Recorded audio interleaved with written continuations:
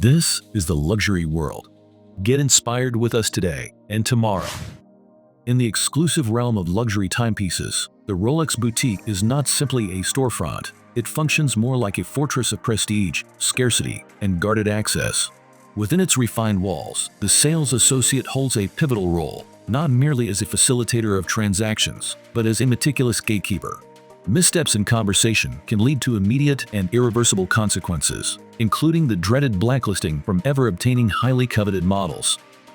In this comprehensive guide brought to you by the luxury world, we will reveal 7 critical phrases that should be avoided when engaging with a Rolex Authorized Dealer, along with strategic alternatives that can help position oneself as a serious, long-term client. In the modern climate, where Rolex operates as much uncontrolled scarcity as it does on mechanical mastery, understanding the social and psychological nuances of boutique interactions has become an essential skill for any aspiring collector. Make sure to subscribe to Luxury World for exclusive access to upcoming insights, curated content, and expert guidance to help elevate every step of your watch investment journey. The difficulty of acquiring a Rolex timepiece, particularly flagship sports models, is not rooted in accident or inefficiency. It is the result of a finely tuned supply and demand dynamic. Demand has surged dramatically, driven by social media influence, luxury lifestyle content, and record-breaking auction prices. Meanwhile, Rolex continues to restrict production to approximately 1 to 1.25 million watches per year, a figure that is vastly insufficient when measured against global demand. This scarcity elevates the role of the authorized dealer beyond that of a traditional retailer. The AD becomes an allocator of a rare resource.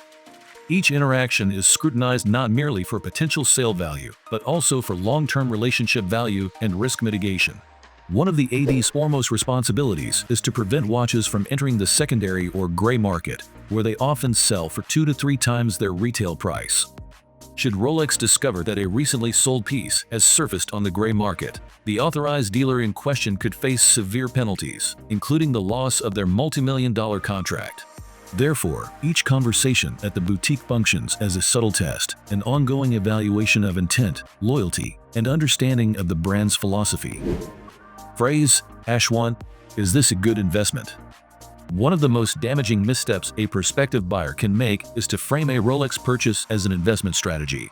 Mentioning resale value or asking whether a watch is a good investment signals flipper intentions, someone seeking to extract short-term profit rather than building a meaningful relationship with the brand. A more strategic approach is to highlight historical or personal interest in a specific model. For example, referencing the heritage of the GMT-Master and its role in aviation history offers a demonstration of genuine passion. Statements that evoke the craftsmanship, legacy, and innovation behind the brand, rather than its market volatility, are far more welcome and far less dangerous. Phrase #2. I saw this going for double on the gray market. Under no circumstances should the secondary market be acknowledged within the confines of an authorized dealership. Bringing up gray market values, dealer markups, or auction prices is perceived as deeply disrespectful. It effectively aligns the speaker with the very entities that authorized dealers are contractually obligated to resist. By invoking gray market dynamics, the impression given is that pricing expectations are shaped by third-party resellers, rather than by the manufacturer's official retail price. This establishes a transactional tone that undermines the value of the authorized dealer relationship. The most effective approach is to operate within the boutique's framework, where only the manufacturer's suggested retail price or MSRP is acknowledged. In this curated environment, all references must reinforce loyalty to Rolex's official distribution network. Phrase #3. How long is the wait really? Can you check the back? This seemingly harmless question reveals a profound misunderstanding of how allocation actually works. There is no published waitlist in the traditional sense. Availability is not dictated by AQ, but by internal discretion based on a client's profile, relationship history, and perceived brand loyalty. Asking for exact timelines or probing for inventory in the backroom signals impatience and entitlement. It disregards the nuanced, curated nature of Rolex allocations. Moreover, it communicates an assumption that the system is either dishonest or flexible, both of which raise red flags. Instead, respectful deference to the process is more effective, expressing awareness of the brand's global demand and indicating a willingness to be considered for future opportunities demonstrates understanding and humility. Phrase #4. Can you do better on the price? Attempting to negotiate the price of a high-demand Rolex model instantly disqualifies the inquirer from serious consideration. Rolex pricing is fixed at MSRP for these models, with zero flexibility for negotiation. Suggesting otherwise is viewed as naive at best and disrespectful at worst. Unlike many other retail environments, the value proposition of Rolex lies not in pricing flexibility, but in exclusivity and access. Negotiating suggests an inability to grasp the current luxury watch climate, where dozens or even hundreds of clients are ready to pay full price with no conditions. Rather than requesting discounts, emphasis should be placed on gaining access to the watch itself. The primary objective is not to save money, it is to earn the opportunity to purchase a timepiece that countless others covet. The real currency in this market is loyalty and consistency, not bargaining power. Phrase #5. What is the hardest watch to get? I will take that one. This approach is perhaps the most transparent and least effective. Expressing interest in a model solely based on its scarcity sends a strong signal that motives are purely financial or status-driven. It demonstrates no real appreciation for the brand's legacy, language design, or technical innovations. Such requests come across as opportunistic and lacking authenticity. They suggest that the inquirer is indifferent to the actual model and is merely seeking the fastest path to a profitable flip or a status symbol. A more respectful and effective method involves selecting a model based on personal resonance or lifestyle relevance. For instance, referencing the Submariner's connection to professional diving or the explorer's mountaineering heritage communicates depth and sincerity. Specificity of interest indicates that the watch has intrinsic value beyond its market price. Phrase #6. If I buy this necklace, will that get me a Daytona? The concept of building a purchase history is widely known, but attempting to make that history transactional in nature is a significant misstep. Using other luxury items as bargaining chips communicates a lack of authenticity and a transactional mindset that authorized dealers find unpalatable.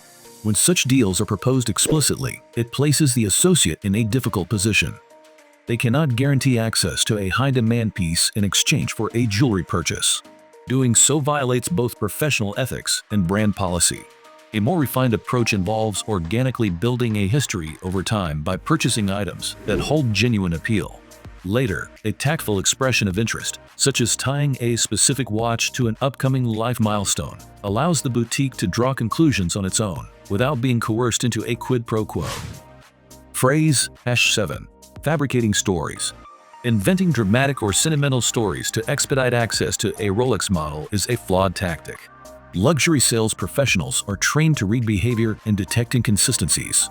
Fabricated narratives, whether related to weddings, anniversaries, or emotional significance, often come across as artificial and manipulative.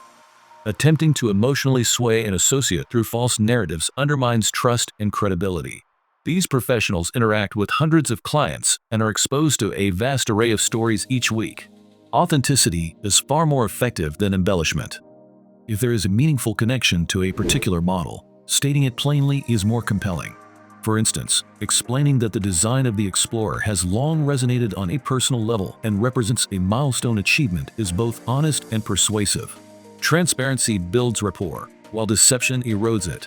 The path to acquiring a Rolex, especially a highly sought-after model, is not defined by assertiveness or negotiation. Instead, success arises from patience, respect, and consistent engagement. Demonstrating sincere interest in the brand's legacy, cultivating a thoughtful purchase history, and avoiding phrases that trigger suspicion will greatly improve the chances of receiving an allocation. What are your thoughts on the topic we shared in this video? We would love to hear your perspective. Feel free to share your thoughts in the comments and give the video a thumbs up if you found it insightful.